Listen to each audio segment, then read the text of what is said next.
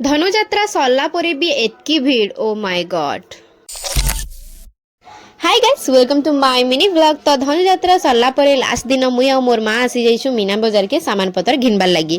लेकिन तो इनो एतकी भीड़ जे बाप रे से यात्रा होउतला बेले जेतकी भीड़ थिले तानो दुगना भीड़ तो ई सरला परे हेइ तो एतकी भीड़ के इग्नोर करी करी आमे सामान घिनबार के लगी पड़लो। तो पहला आमे इनो 20 टଙ୍କା रे सामान पतर मिलुथिला बेले कि प्लास्टिक सामान पतर घिनी पकालो। तापरे इनो देखो केते सुंदर झुमर, ई झुमर दुईटा के 100 टଙ୍କା थिला। आउ देखो ई चूड़ी दर्जन भी 50 टଙ୍କା थिला बेले मुई तो 2 दर्जन घिनी पकाली। पर क्लिप माने तो बाहर केते टुआ बाकी इनु थिला 10 टंका बेले मी 5टा क्लिप एतकी सारा बुली बुली करी टिके सोस करी थिला न बेले आमे टिके कुसेर रस पीलु और फिर घिनागुनी स्टार्ट करलु। गब्बर र बंदूक मिली गला। वाओ ठीक हैला जेन माने ना मते गलत कमेंट करबे से मान को उड़ाबार के काम हेबा एगिनी।